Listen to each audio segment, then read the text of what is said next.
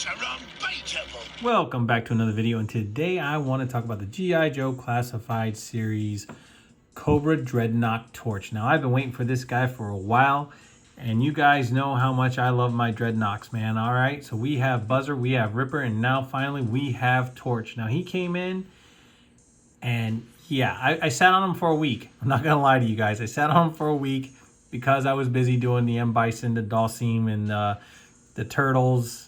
Yes, I was. But here he is now. So let's take a look at this guy's packaging. Ooh, hold on. Let's put a pause there. I almost messed up. Let's take a look at the package that this guy comes in. All right, so here's everything that Torch has. And then on the side, we have some beautiful side art of him. And then on the back, we have some more. And this is actually really cool because once again, we're back at the gas station, which is the Dreadnok's hideout. You see the amp, you see this chopper, beautiful chopper in the background. And then you have a bunch of cans of lemon soda, grape soda all over the place. And this guy's just getting ready to set the place on fire, or he's just tuning up his flamethrower. I don't know which. This guy here is number 123 in the line. And then on this side, you have the QR code that goes absolutely nowhere.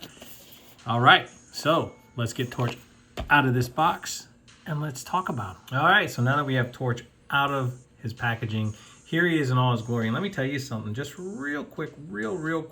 This guy's real name is Tom Winkin. What a great name for yeah, anyway, I'll just keep calling him Torch, but what a great name. Anyway, this guy is from Botany Bay. Botany Bay. Oh no, that's Khan. Anybody knows that reference? Just leave it in the comments down below. I just figured I'd throw that one out there. But no, he is from Botany Bay, New South Wales, Australia.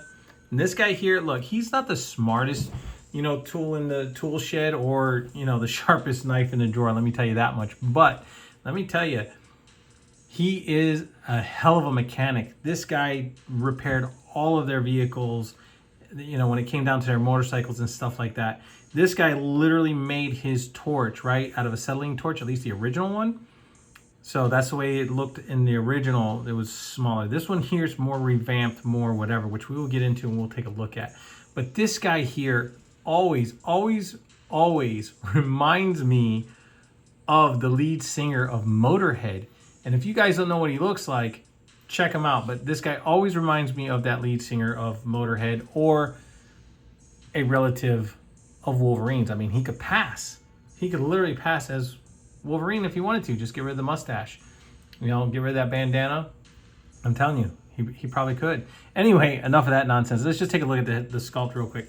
Look at that face. Look at those mutton chops. I mean, definitely an 80s biker. I mean, I can't. This guy's just a lot of fun, right? I mean, I like Ripper, I like Buzzer, but when it comes to Torch, Torch has always been, one of my favorite Dreadnoks because he had the flamethrower and everything. And the chains wrapped around his wrist, down to the skulls on his belt, on the chains of his vest.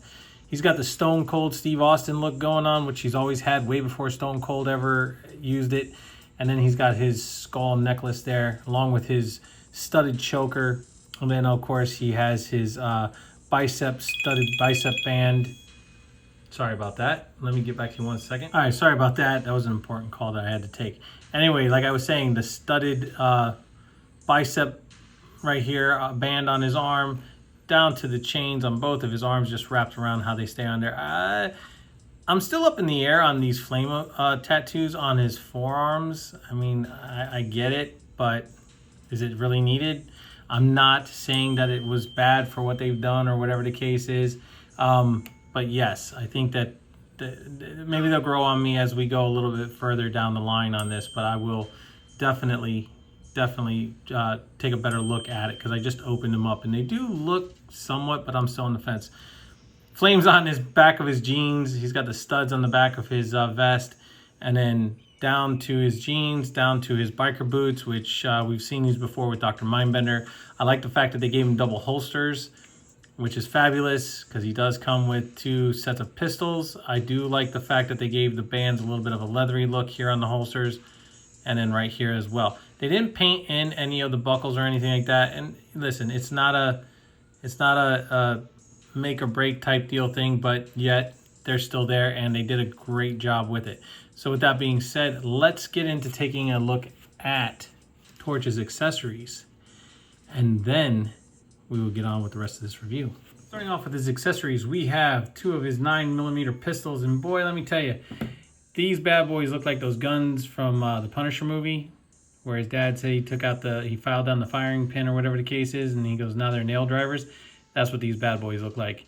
And of course, they have portholes there for blast effects, so that's cool. They're just casted in gray plastic. I figured that they would have, maybe just added a little bit of something on there, but that's okay that, that they didn't. I mean, hey, whatever the case, but he has 2 sidearms that go into those holsters right there. Next, we have Torch's fuel tanks for his flamethrower, and as you can see, it says Nox Rules on it. Nox Rule, and then you have, it looks like he took out 6 people with this thing, and then there's a flaming skull painted on the back of it. Black canisters on the side. They have the valve right here to turn it on and off. Then right here's the port for the hose, and that's cool. And it's just a black hose. We've seen this before with Mindbender and a few other figures, and it's just gonna plug in just like this. And then of course this is the peg that plugs into his back. And with that being said, now we have the flamethrower, and that's cool. I love the fact on how they did the flaming skull, and maybe that's what that's supposed to be right here, painted on the back. But that is cool. They've got the skull with the flame coming out of the eyes, the front of the torch here. Now, originally, he had taken a acetylene torch and made it into a flamethrower, but hey, you know what? This is a nice upgrade. The only thing I see this back here with this trigger on the back, but then you also have a trigger up here in the front, which is kind of weird. I figured this would have been up front for the grip, and then this would have been back here. But that's just my opinion, so don't anybody get their panties in a twist because I said that. But still, man, that rocks. And we'll see how it looks on him.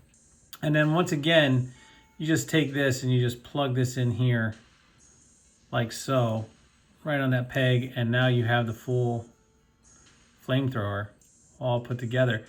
Nothing to hook this on, so he's constantly going to be holding it. Unless you have it off, then it's just going to be laying on the ground. But that's cool. Plugs into the port here, plugs into the port back there, and it looks really nice.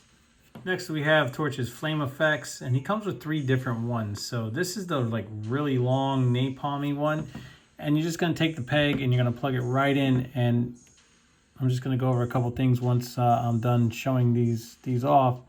And you're just going to peg that in right here ever so gently. And there you go. Now he's firing that off, and that looks really good. Let's take this one out. And next you have the plume, like this one here. Like the other one was napalmy. This one's kind of like a plume. Big old ball of fire at the end, and it's just blasting out. Yeah, that's going to do a whole lot of damage. So I'm just trying to hold him steady here. Put that on there. And that one just seems a little bit more heavier, but either way, as you can see, it looks good. And then because of the fact that you want to just have it just lit, and I kind of like this effect right here because of the fact that it comes with the actual skull at the end of the flamethrower with the flames coming out of the eyes. I think that looks really good, just like right there, like he's just holding it ready for it to just get ready to blast somebody with it, take out some Joes, whatever the case is. Yeah. So those are his effects. And before we get into showing him off with any comparisons or anything like that, not that I have much out to do comparisons with, I just want to go over a couple things. And that is probably going to get some nasty comments on this one. But his sunglasses. Love the fact that they painted them on, that they didn't turn around and it's just the way that his hair is. That's why they painted them on, and I understand that. And that's cool. I like the way they did that. You know, you don't have to worry about losing the glasses. Not that you have that issue with Buzzer or Ripper. I'm just saying that it's cool that they painted him on with, you know, the way his hair, his 80s hairdo is. Now, he did have a full beard. In this one, he just has the mutton chops, you know, from the mustache going into the mutton chops. And that's cool. That's cool. The flames, they've grown on me since I started, reviewing this figure and stuff like that on his forearms. And that's cool. It's just an upgraded thing. Love the pistols. What I don't like is this right here. He's got a wiggly waggly center. Now, this is just mine. I asked my friend CB Hunts. If you guys don't know who he is, go check him out.